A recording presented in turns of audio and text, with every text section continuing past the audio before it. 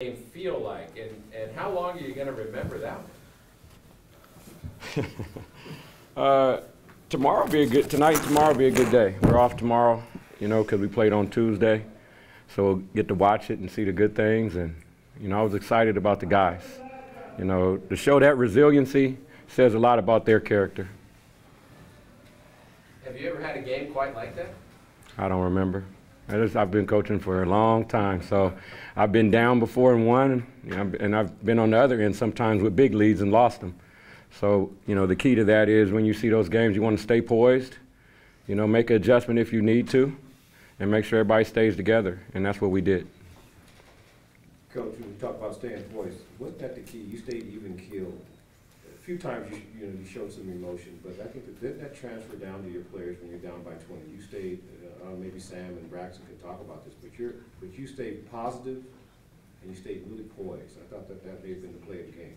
Well, basketball, I've been doing. We've been coaching it for a while, and there's ebbs and flows. So we knew San Diego State was going to come out very energetic for a lot of different reasons, and we missed some easy shots. They made some hard ones, and I got a lot of confidence in our guys.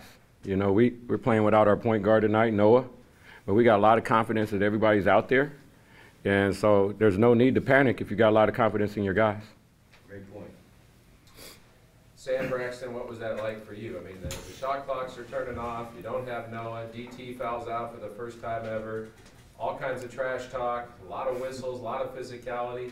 What do you feel like right now after going through that the last couple hours? It's fun. That's why we play, the competitiveness and all that. That's why we play the game of basketball. It's just fun to be out there competing, talking trash, just playing. Love for the game.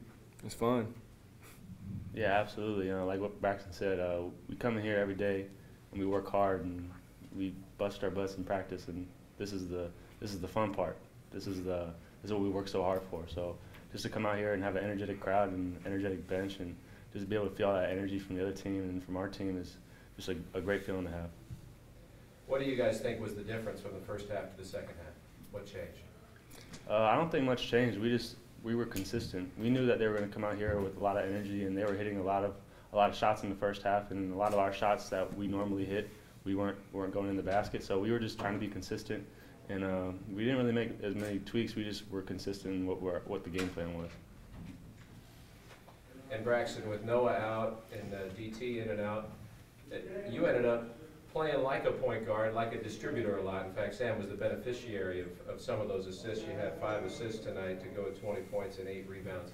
Was that a conscious thing that you knew the way they were defending you, you were going to have an opportunity to draw some attention and dish?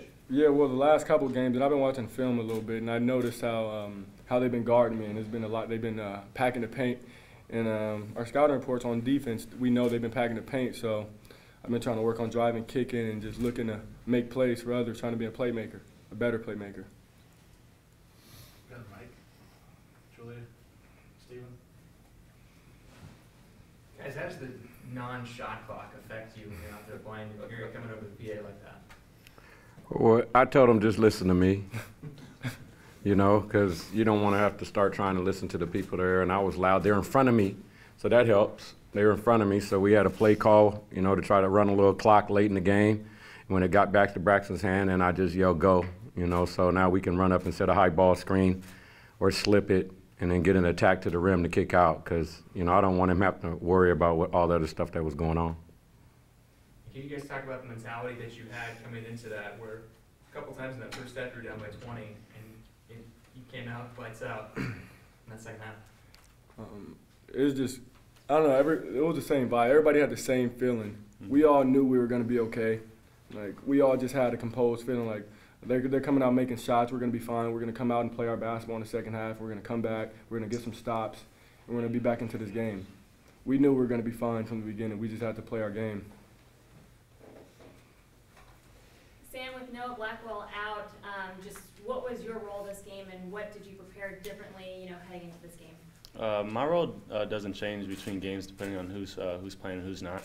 I'm going to come in there each and every day and play hard and do whatever Coach expects me to do, and that's play defense and then rebound the ball. And if my shot's falling and I have my feet set, he expects me to take the open shot.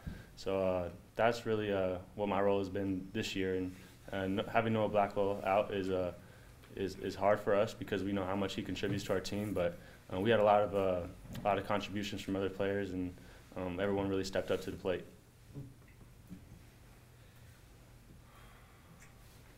Sam, how long have you been working on that behind the back crossover dribble, and have you ever pulled that off in the game before?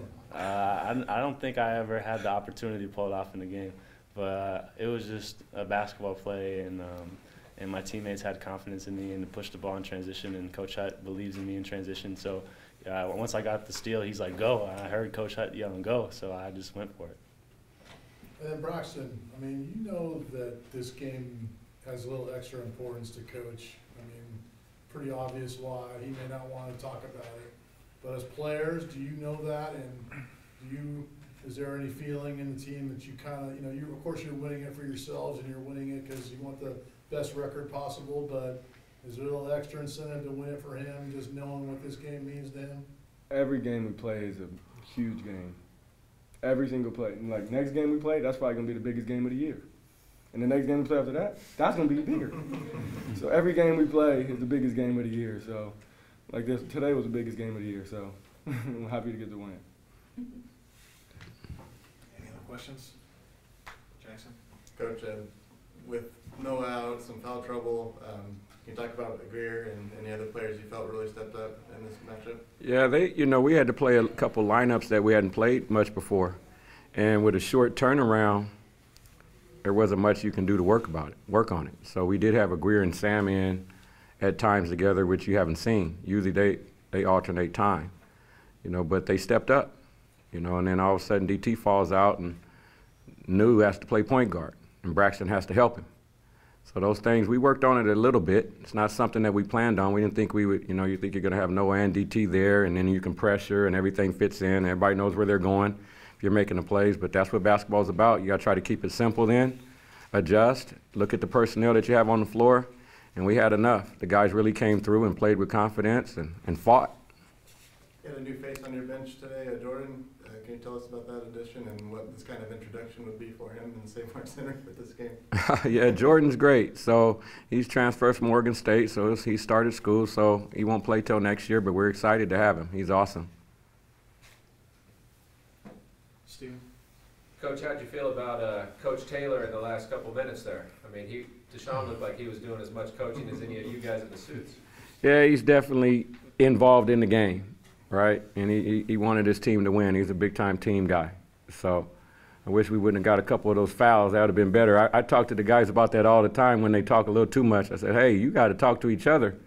I can't go out there and play, so you guys got to play. You can't do all the talking. You got to play. But, it's unfortunate that he fouled out, and that was one of our challenges with Noah being there. We talked a lot about defending without fouling, and we did a really good job for it for the most part. But then all of a sudden we got some calls at the end of the game, and that's what happens. That's basketball. And was this a big step forward? Oh, I'm sorry. Was this a big step forward tonight for Nate Grimes to play that many minutes? I mean, we're used to the numbers, but to see him on the floor for 38 minutes is something new. His energy level is high, so the challenge for Nate is to be able, can you be consistent that way? I mean, you saw him, he finished strong in traffic, big time. And he played great defense, and he was energetic for the whole time for 38 minutes. So we need to watch it and show him how much he can do it. This is what you can do, and that's what it's about. He hadn't had a chance to play that many minutes in his first few years in college. So, you would hope that he's going to continue to get better and better. Coach, you said you've had come from behind wins like this in the past, but in your experience, what does a win like this at this point in the season do going forward for the guy? It's one win. I guess, down so much at Utah State and come back and win on the road, and then down so much at home and come back and get a win. It shows a little bit that we can do it, but that you're not going to be able to take that into the next game. So we're 5-1, I think it is. So we got another one coming. So after this one, we'll enjoy it tonight and tomorrow, and then we're on to Colorado State.